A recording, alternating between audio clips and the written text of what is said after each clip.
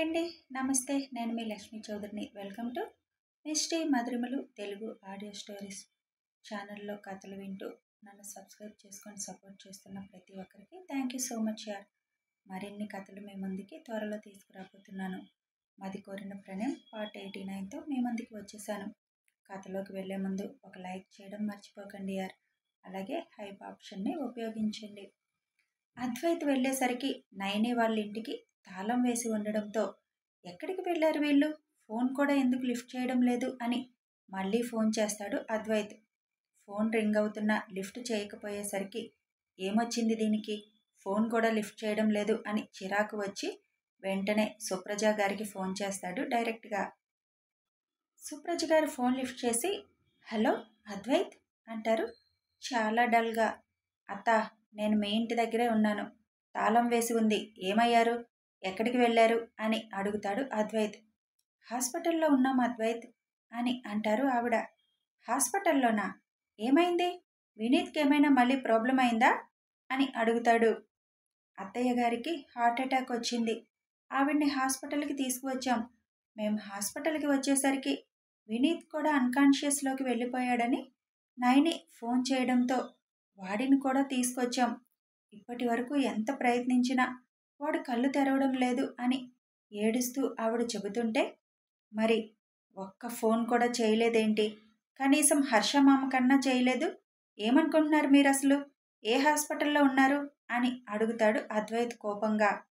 మేం వర్క్ చేసే హాస్పిటల్లోనే అని చెప్పగానే ఓకే నేను వస్తున్నాను అని వెంటనే ఇంట్లో వాళ్ళకి దక్షకి కూడా ఇన్ఫర్మేషన్ ఇచ్చేసి హాస్పిటల్కి బయలుదేరుతాడు అద్వైత్. దక్ష్ అద్వైత్కి నువ్వు ఆఫీస్కి రావద్దులే, అక్కడ పరిస్థితి చూసుకో అని తిరిగి మెసేజ్ చేసి అప్పటికే ఆఫీస్కి చేరడంతో చిన్న మీటింగ్ ఉంటే అది అటెండ్ అయి భూమిని వెతకడం కోసం వచ్చిన వారి దగ్గరికి బయలుదేరదాం అనుకొని అక్కడి నుంచి బయలుదేరబోతున్న తనకి భూమి పంపించిన టిఫిన్ గుర్తుకు రావడంతో ల్యాప్టాప్ బ్యాగ్లో నుంచి ఆ బాక్స్ని తీస్తాడు. మూత తీయగానే తన కోసం నేతితో వేసిన ఉల్లి దోశల వాసన కుప్పుమని కొడుతుంది. నా తమ్ముణ్ణి డెలివరీ బాయ్ చేస్తున్నావా నల్లత్రాచు అని చిరుకోపంగా అనుకుంటూ ఆ దోశని ఒక ముక్క తుంచి చట్నీలో అద్దుకొని తింటాడు. టమాటో చట్నీ, పల్లీల చట్నీ రెండూ పంపిస్తుంది. దోశ రుచికి కళ్ళు మూసుకొని ఇష్టంగా నములుతూ ఉన్న దక్షకి భూమి చెప్పిన గతం గుర్తుకు రాగానే, అంత చిన్న వయసులోనే ఎన్ని చేసావు నల్లత్రాచు, ముందు ముందు నువ్వు ఏ పని చేయాల్సిన అవసరం లేదు, కానీ నా కోసం మాత్రం వంట నువ్వే చేయాల్సి వస్తుందేమో నల్లత్రాచు. ఇప్పటికే ఇంటిల్లపాది నీ వంటకి ఫ్యాన్స్ అయిపోయారు. నీ మరిది అసలు ఇంట్లో తినడమే మానేసి అక్కడికే వచ్చేస్తున్నాడు. ఇప్పుడు నేను కూడా అలా వచ్చేయాలని కదూ నీ ప్లాను? అదేం కుదరదు, నువ్వే ఇక్కడికి రావాలి తప్ప నేను అక్కడికి రానుగా తినడానికి అని నవ్వుకుంటూ ఆ దోశల్ని ఫాస్ట్గా తినేసి హ్యాండ్ వాష్ చేసుకొని ముందు నీలో ఉన్న భయాన్ని పోగొట్టేయాలి నల్లత్రాచు అని అనుకుంటూ వాసుకి ఫోన్ చేసి అక్కడి నుంచి బయలుదేరుతాడు. దక్ష డైరెక్ట్గా వాళ్ళని ఉంచిన ప్లేస్ దగ్గరికి వెళ్తాడు.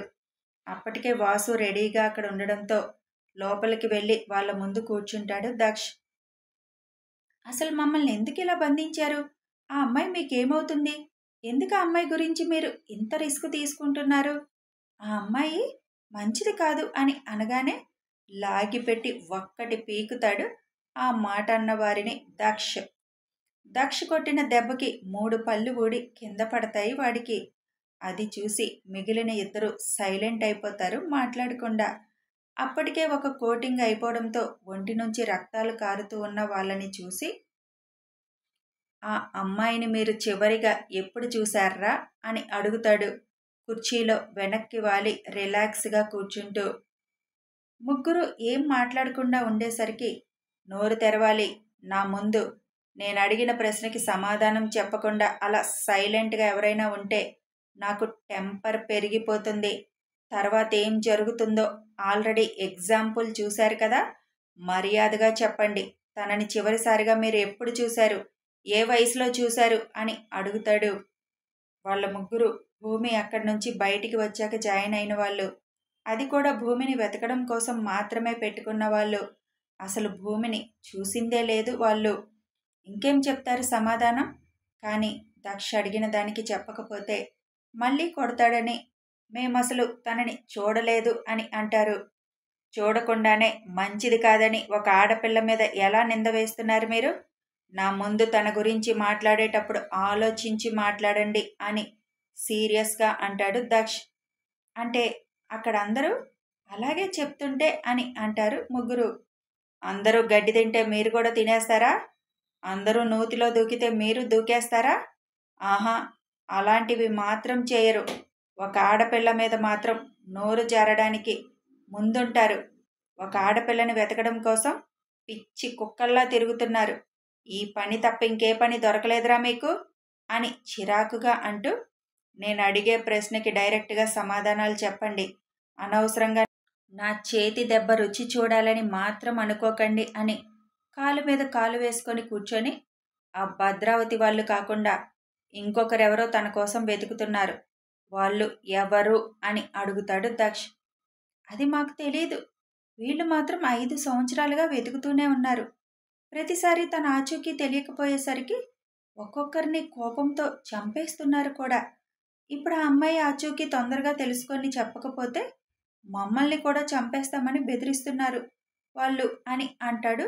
అందులో ఒకడు భయంగా, హహా, వాళ్ళు చంపేదేంటి? ఇక మిమ్మల్ని నా చేతిలో నుంచి ఎవ్వరూ రక్షించలేడు. ఒక ఆడపిల్ల ఇంటి నుంచి పారిపోయి తప్పించుకొని ఎలాగో బయటపడి తన బతికేదో తను బతుకుతుంటే తనని మళ్ళీ ఎత్తుకు వెళ్ళి వాళ్ళకి అప్పగించాలని అనుకోవడం మహాపాపం కదా. మరి ఆ పాపం చేసిన మిమ్మల్ని ఏం చేయాలి అని అడుగుతాడు దక్ష్. మమ్మల్ని వదిలేయండి సార్, ఏటన్నా వెళ్ళిపోయి బతుకుతాము, ఇక అమ్మాయి గురించి వెతకము అని ప్రాధేయపడడం మొదలు పెడతారు. ఇప్పుడు మిమ్మల్ని వదిలేస్తే మీరేం చేస్తారా? నిజం చెప్పండి. నిజం సార్, ఇంక వాళ్ళ దగ్గరికి వెళ్ళం అని అంటుంటే, ఛ, నమ్మేస్తాంలే. అయినా ఇదేంటి వాసు, 4 దెబ్బలు తినగానే కరుడుగట్టిన రౌడీలందరూ ఇలా ప్రాధేయపడుతున్నారు, కొంచెం కూడా పౌరుషంతో పోరాడరు అని అడుగుతాడు దక్ష్. వీళ్ళు తెలివైన వాళ్ళు సార్, ఎక్కడ పోరాడాలో ఎక్కడ తగ్గాలో బాగా తెలుసు అనుకుంటా. మిమ్మల్ని చూడగానే వాళ్ళకి అర్థమైపోయినట్టుంది మీతో పోరాడడం అంటే చావుకి ఎదురు వెళ్ళడమే అని. అందుకే కాళ్ళ బేరానికి వచ్చారు అని నవ్వుతూ అంటాడు వాసు. చిచి, కయ్యానికైనా వియ్యానికైనా సమబుజ్జి ఉండాలంటారు. ఇలాంటి వాళ్ళతో తలపడాలన్న చిరాగ్గా ఉంది అని. నిజంగా తెలీదా వాళ్ళ వెనక ఉన్నది ఎవడు అనేది అని అడుగుతాడు మళ్ళీ దక్ష్ సీరియస్గా. నిజంగా తెలియదు సార్ అని ముగ్గురు భయంగా అంటారు. ఓకే, మీరు క్షేమంగా బతికి బయటపడాలి అంటే ఇంకా మీ వాళ్ళు ఏరియాలో ఎక్కడెక్కడ వెతుకుతున్నారు, ఎక్కడెక్కడ స్టే చేస్తున్నారు అనేది నాకు చెప్పేయాలి. లేదు అంటే చస్తారు నా చేతిలో అంటాడు బేస్ వాయిస్తో దక్ష్. ఎక్కడెక్కడ ఉంటున్నారు అనేది పూర్తిగా మాకు తెలియదు సార్ అని అంటారు ముగ్గురు. మీకు ఒకరికి ఒకరికి కాంటాక్ట్ ఉంటుంది కదా అని కోపంగా అడిగేసరికి ఉంటుంది సార్ అని అంటారు. అయితే ఫోన్ చేసి కనుక్కోండి, ఎవరెవరు ఎక్కడెక్కడుంటున్నారో క్లియర్గా కనుక్కోండి అని చెప్పి ఆ పని చూడండి వాసు అని వాసుతో చెప్పి అక్కడి నుంచి బయటికి వస్తాడు దక్ష్. ఆ ఎక్స్ అనేవాడు ఎవడో చాలా జాగ్రత్తలు మెయింటైన్ చేస్తున్నాడు వాసు. వాడెవడో తెలిస్తే మనం నెక్స్ట్ స్టెప్ వేసేయొచ్చు. ఈ భద్రావతి వాళ్ళు అనేది జస్ట్ వాడి ఆటలో భాగమని నాకు అర్థమైపోతుంది. అసలు వాడు తెలిస్తే తప్ప మనం ముందుకి అడుగు వేయలేము. ఇప్పుడు మనం తొందరపడి భద్రావతి వాళ్ళ ముందుకి వెళ్తే వాడు పూర్తిగా అలర్ట్ అయిపోతాడు. మన వాళ్ళు ఆ ఇంట్లో ఉన్నా కూడా తెలియలేదు అంటే అది ఎలా పాసిబుల్? అంటే అక్కడికి కూడా వాడు రావడం లేదా? నాకెందుకో ఇంతకుముందు మనకి దొరికిన వాళ్ళలో ఆ ఎక్స్ మనుషులు కూడా ఉన్నారని డౌట్గా ఉంది. కానీ వాళ్ళు భద్రావతి వాళ్ళ పేర్లే చెబుతున్నారు అంటే దొరికితే అలా చెప్పమని చెప్పారేమో.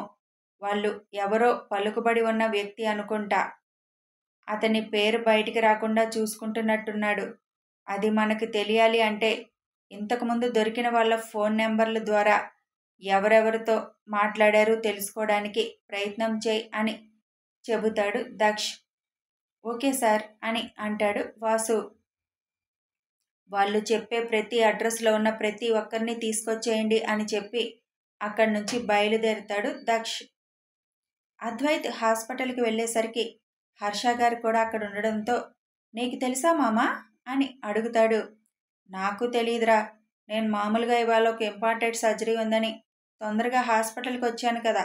తీరా ఇక్కడికి వచ్చేసరికి వీళ్ళు ఉన్నారు. అయినా వీళ్ళకి మనమేమీ కాదు కదా, అందుకే మనకి ఫోన్ కూడా చేయలేదు అని కోపంగా అంటారు.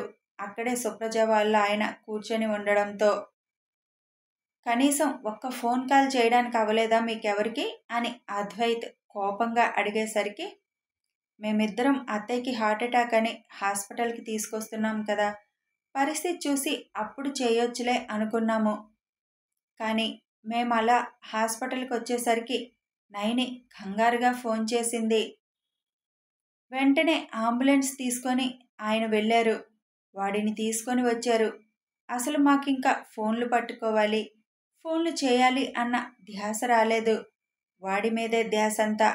వాడి దగ్గరే ఉన్నాం కానీ ఇంతవరకు వాడు కాన్షియస్లోకి రాలేదు. మాకు అసలు ఇంకేమీ గుర్తులేదు. వాడు ఎప్పుడు కళ్ళు తెరుస్తాడా అని చూస్తున్నాం. వాడి పరిస్థితి మనకి తెలుసు, కానీ అప్పుడే మాకు దూరం అయిపోతాడా అని బాధగా ఉంది అని సుప్రజ గారు ఏడుస్తుంటే, ఇప్పుడు కోప్పడే సమయం కాదని, ఏమవ్వదు లేస్తాడులే వాడు, ఏడవకు, ఒక డాక్టర్వే నువ్వు, ధైర్యంగా ఉండు అని అంటారు హర్ష గారు. పెద్దావిడికి ఎలా ఉంది అని అడుగుతాడు అద్వైత్. ఆవిడికి ప్రస్తుతం బాగానే ఉంది, అవుట్ ఆఫ్ డేంజర్. వీడే ఆవిడని అలా చూసి ఫెయింట్ అయినట్టున్నాడు. అయినా వాడి గురించి ముందుగానే తెలుసుగా, వాడి ఆయుష్ ఎంతో కూడా తెలుసుగా. ఇంకా మీరు అలా బాధపడుతూ కూర్చుంటే ఎలా? ప్రస్తుతానికైతే వాడికి ఏమీ అవదనే నాకు అనిపిస్తుంది. ముందు మీరిద్దరూ వెళ్ళి కొంచెం మొహం కడుక్కొని రండి, ఏమైనా తిని తాగుదురు గాని అని హర్ష గారు అనడంతో, ఇప్పుడు మాకేమీ వద్దు అని ఇద్దరూ అంటారు. నైని ఎక్కడా అని అడుగుతాడు అద్వైత్. వాళ్ళ అన్న దగ్గరే కూర్చొని బయటికి రావడం లేదు అని హర్ష గారు అనడంతో, వెంటనే వినీత్ ఉన్న రూమ్లోకి వెళ్ళిపోతాడు అద్వైత్. అన్న చేతిని పట్టుకొని తన మొహాన్ని చూస్తూ కూర్చున్న నైని డోరు చప్పుడైనా కనీసం తల తిప్పి కూడా చూడలేదు. అద్వైత్ దగ్గరికి వెళ్ళి వినీత్ను ఒకసారి చూసి నైని అని భుజం మీద చేయి వేసి కదుపుతాడు. వెంటనే తల తిప్పి అద్వైత్ని చూసి, అద్వైత్ అన్నయ్య అని అంటుంది చెయ్యి చూపిస్తూ. కొట్టానంటేనా అని చెయ్యెత్తేసరికి భయపడిన నైనిని చూసి వెంటనే చేయి దించి, కనీసం ఫోన్ చేయాలని జ్ఞానం లేదా నీకు అని కోపంగా అడుగుతాడు అద్వైత్. వెంటనే అద్వైత్ పొట్టకి తల ఆంచి అద్వైత్ చుట్టూ చేతులు వేసి, అసలు ఆ టైంలో ఏం చేయాలో కూడా అర్థం కాలేదు.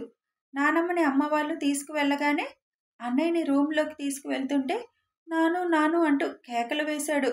వచ్చేస్తుంది నాయనమ్మ అని 2 అడుగులు ముందుకు వేసేసరికి అన్నయ్య పడిపోతుంటే గట్టిగా పట్టుకున్నా. వెంటనే అన్కాన్షియస్లోకి వెళ్ళిపోయాడు. చాలా భయం వేసింది. ఏం చేయాలో అర్థం కాక అమ్మకి ఫోన్ చేశాను. వెంటనే అంబులెన్స్ వచ్చేసరికి అన్నయ్యను లేపడానికి చేయాల్సిన ప్రయత్నాలన్నీ చేశాను.